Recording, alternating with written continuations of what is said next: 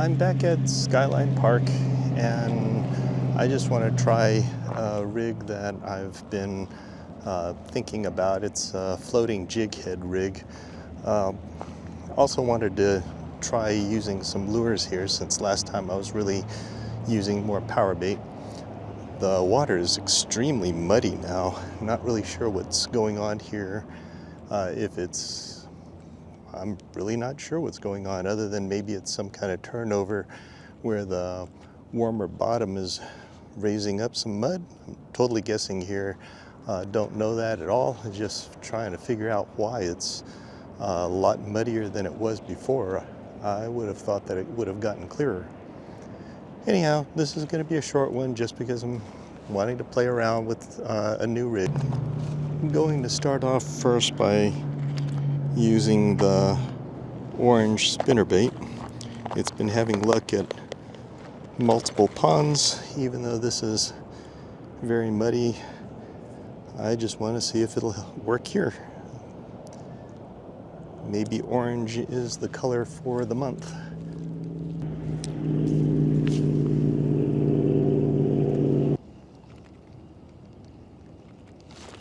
Something's biting it. My gut instincts is to actually go with a Panther Martin just because it has a bigger thump, but I just got one hit there, so let's see. I'm doing a countdown of 6 and then checking to make sure that the blades are turning.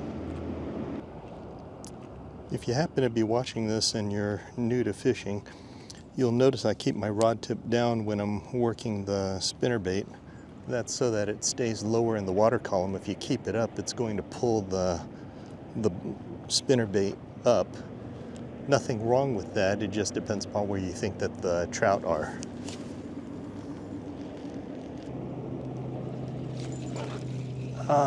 Felt something, but it may have just been bumping off of a rock, the way that it was feeling.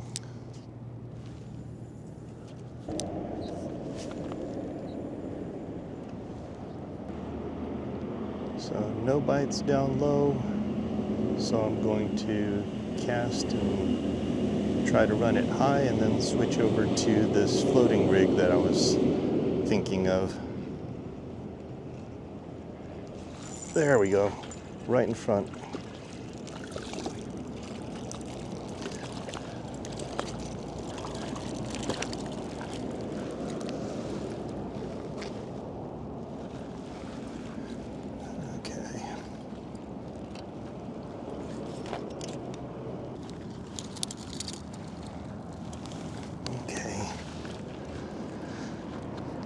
Got my net handle extended out so that I can get it deeper.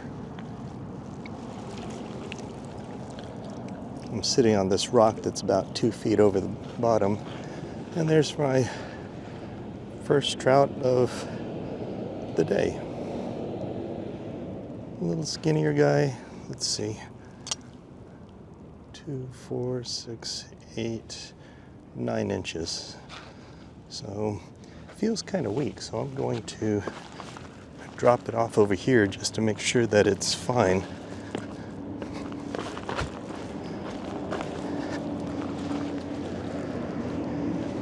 Yep.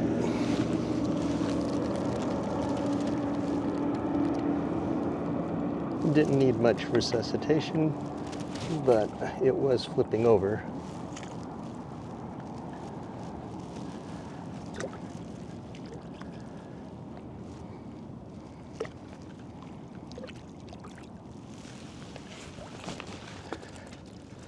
Wow, that water's cold.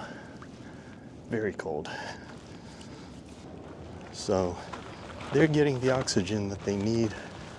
That's my first lure bite here.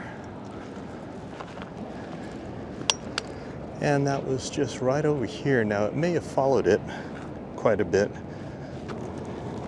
I think to test that out, I'm going to cast one more time and then switch.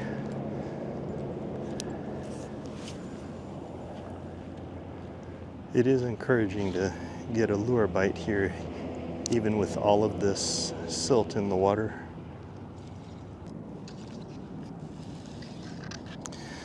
A little tip for any of you that keep spools of line. I got this off of Amazon. It's a little elastic that has a little hole in it. It's designed for those people who are into beading, jewelry, stuff like that. But it works well for holding your fishing line, and then you just pull it out when you need it. Meanwhile, the rest of the line doesn't just uncoil on you. So I'm thinking I'm going to go with about 2 feet of leader. Essentially, I'm going to do a Carolina rig, but I'm going to use a floating jig head. So here's my rig. I have a 1/8 ounce bullet weight with a small swivel and about 2 feet down to this floating jig head. Normally I would tie jig heads with a loop knot. However, since this has the eye on the front and it's something I haven't done before, I just went ahead and did a Palomar knot. And to tip this, I guess I'm going to go with the fish fry again. It's a little bulkier and I want to see if it works. I notice Amazon still has it on sale, so, well, not on sale, but they're selling it. And so if it works, then I may go ahead and get me another jar while it's still available. And there it is. Let's see. So you can see it is floating. It is sinking though also. So that fish fry may be too heavy for it. I may have to go to like a floating worm. There's a trout worm. Now I wonder if I pull it, does it stay floating? Yeah, so if I pull it, it looks like it still stays up. So let's give it a go. I already got a couple of bites there, which means that they're very down low. Since this is a Carolina rig and it's used for searching, what I'm doing is I'll pull it 2 to 3 feet, kind of a slow sweeping motion, and then I'll reel it back in and then just keep doing that. My theory, which I can't prove in this dingy water, is that the jig will float up a little bit, and then each time I let it, whenever I start reeling back in, because it has some time to float, either that or it just kind of drifts forward a little bit. So I got some bites. Let's see. I still have my bait, but you could tell that it was actually pulled because it's like that. Just got to reset it. There's no bait barb on the hook shank. I do have some concern as to whether or not this will gut hook any fish. So I'm not just leaving it there. I'm actually moving it. There. Oh no! It must have just held the bait. Or it was just tiny. There it is again. So something's out there, but I don't know what.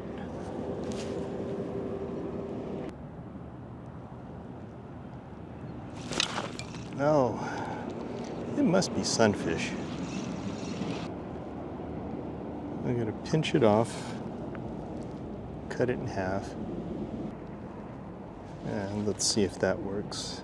The jig head itself is kind of a lure. pick this up later. I need to pack a little trash bag in my vest. Normally I'll just throw it into another pocket in my backpack. I'm just crawling it now. Whatever it is tiny. It must be sunfish. Okay, this time I'm just going to very slowly inch it along, even if they are biting, and see if they just set it themselves.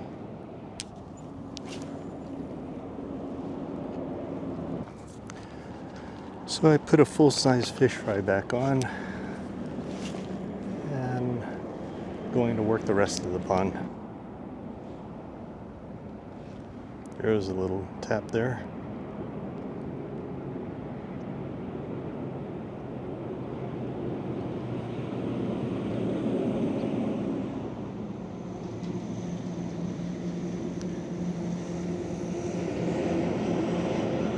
The way it's shaking, the vibration from the bite feels like a sunfish. There we go. Now we get to find out what it is. This didn't hit the same way though. There we go.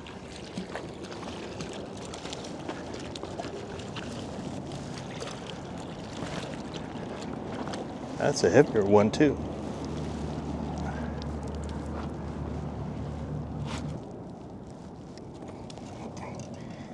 It could be that the hook, since most of the shank is missing, makes it where it doesn't have much for the fish to bite.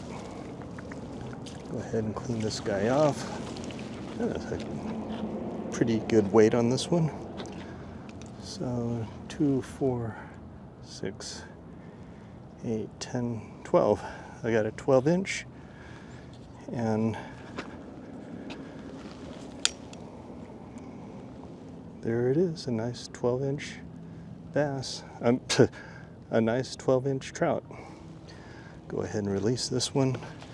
I'm gonna go ahead and drop it in slowly just to make sure it's fine. Yep, he's fine.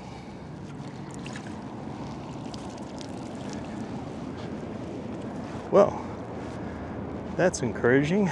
That definitely tells me that this is a rig that will catch some bigger trout. That one was right over here. Not sure if it was following it, but still a good sized trout. That also tells me that instead of lifting up earlier, which is what I was doing, I should work the bait in almost to the rocks, even though, you know, it seems like they wouldn't be this close. That one did hit this close.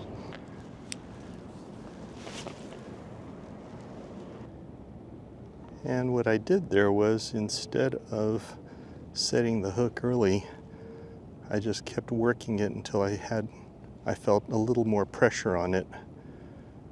Like I said, the size of that jig probably bumps their mouth and prevents them from taking the hook in completely. It also blocks a bit of the hook gap. There's something biting it. No.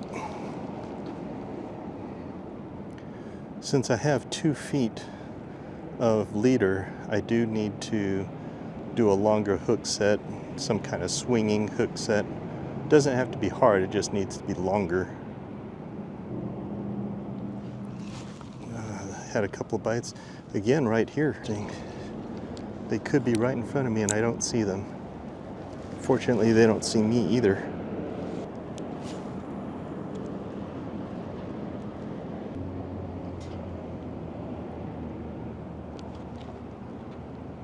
Oh, I should have set it on that one. That was a good bite. Just gonna let it sit there. They're literally right in front here somehow, or at least that's when they're hitting. I have some floats that are shaped like bullet sinkers. Bought it a long time ago, saw it on a discount bin, but now that I know that this brings in strikes, I might try to find that and use that instead. This way I have a longer hook shank exposed to allow for an exposed hook, rather than this, which is definitely blocking, well, it's not blocking a lot of it, but you can see it's about 1/4 of an inch. I really like experimenting with different rigs and lures so that I can try to figure out when to use which one. There's one. Oh, that's a good one. Oh, nice. Nice jump. Oh, this one's fighting. Got my 2-pound line against this guy.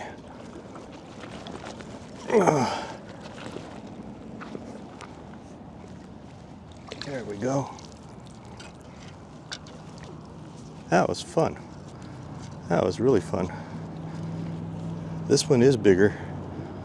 Much bigger.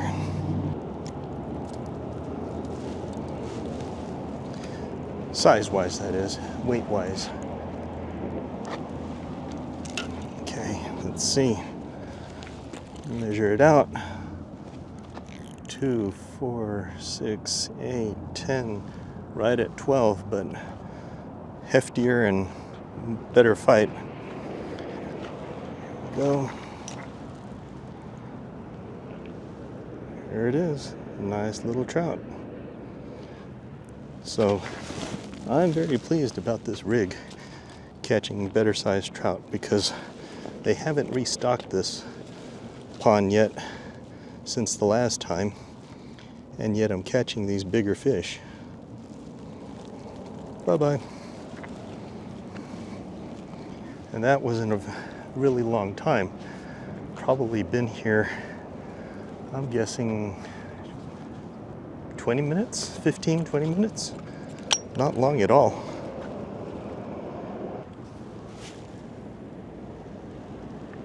Okay, so that's 3 trout, 2 with this new rig. I think I'd have a new favorite rig when the fishing is hard. I just need to improve it a little bit.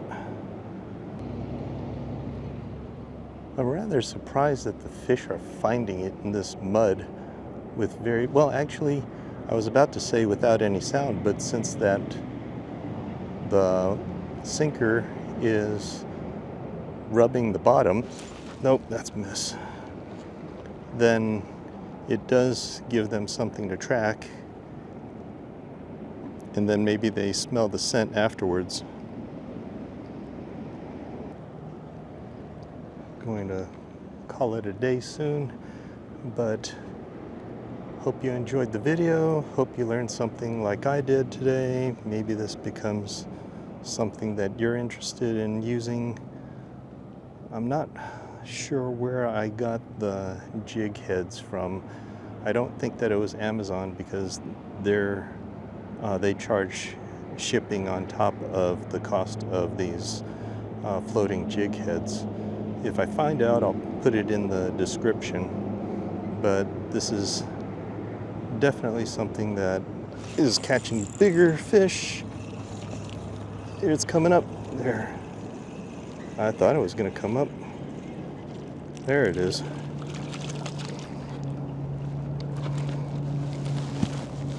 That is a smaller one.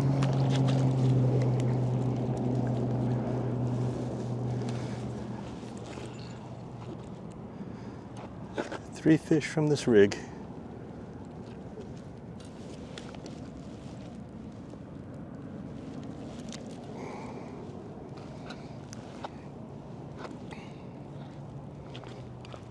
Two, 4, 6, 8, 9. 9 inches on this guy, so there he is. All right, See ya.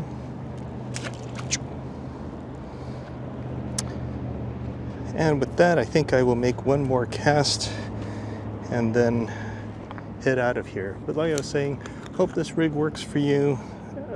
It's definitely something that's worked in this muddy area. Worked a lot better than I thought it would. And it's a little more my style because I get to work the rig more like fishing a lure. I mean, it's essentially the Carolina rig that you would use in bass fishing. So if you like the video, please like and subscribe, and hope you have a good day. Tight lines.